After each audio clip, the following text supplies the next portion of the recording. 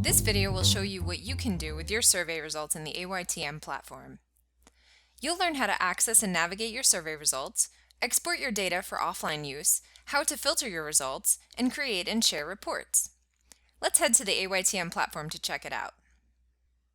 Now that you've launched a survey, where can you find your results? After you log in and land on your dashboard, you'll see all the draft and completed surveys you've launched. To access the results of a completed or in-progress survey, in case you want to watch in real time as it completes, click the icon under this column labeled Stats.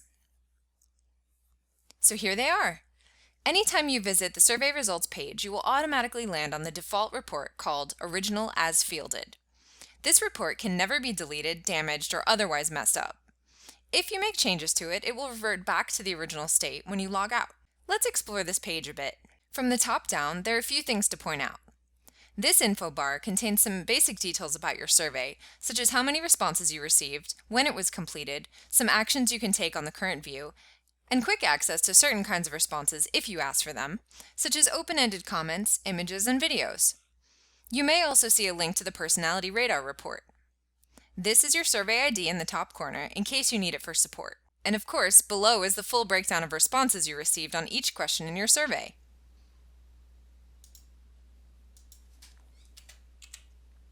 The menu on the left includes all the options you have for working with your survey results. We'll cover most of these as we walk through what you can do with your results.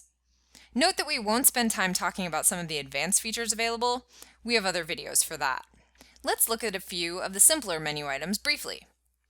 Details contains all the parameters that were included in your survey's launch, including the target market specifics and a link to the preview here. View Options allows you to change the type of charts that you see in your results, hide the charts completely, or even see a map of responses for each question instead of a chart. You can also click on the demographic icons here to quickly segment your responses for all questions. And color options is pretty straightforward. You can change the colors used in your charts. Now let's go back to where we started, reports. This is the default landing page as you saw a moment ago. Remember this button up here? Save as New Report takes the current view, including any changes you have made, and creates a new report over here, like this. You can create and keep an unlimited number of reports, and each one becomes linkable and shareable, with details on the filters applied and any other characteristics.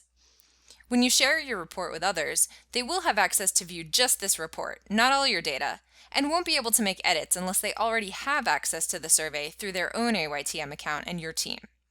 Go ahead and save your customized reports as often as you like as you work with your data. So let's talk about filters. The gist of what you can do here is to customize the report you're looking at and do some preliminary on-the-page analysis of your data that you can then manipulate in other ways down the line. You can filter your responses by demographic traits to show only respondents who meet certain criteria. You can filter by answers, which means the entire report will be narrowed to only the subset of respondents who answered according to your filter. You can filter by variables, such as built-in variables like web browser, unique user ID, and other things, or custom variables that you wrote into your survey when it was launched, like we did here with N of pets. If you have created any virtual questions, you can also use them as filters. You can also easily switch to advanced mode to program your filters using logic. Type your statement right here. If you want to start over, simply click Revert, and you can undo all your filters and view options and start over. Remember to save as New Report when you've applied filters that you want to keep.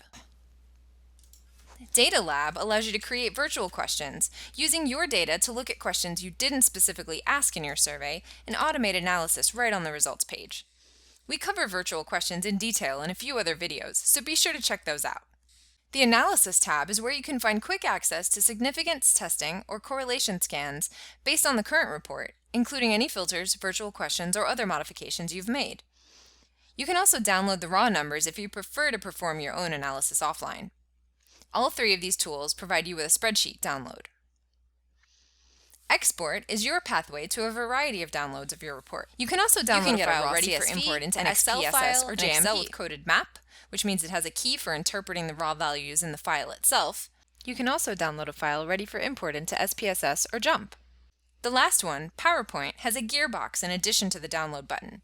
Inside this menu, you can set the preferences for your PowerPoint file before you download it. Here's what the PowerPoint export looks like.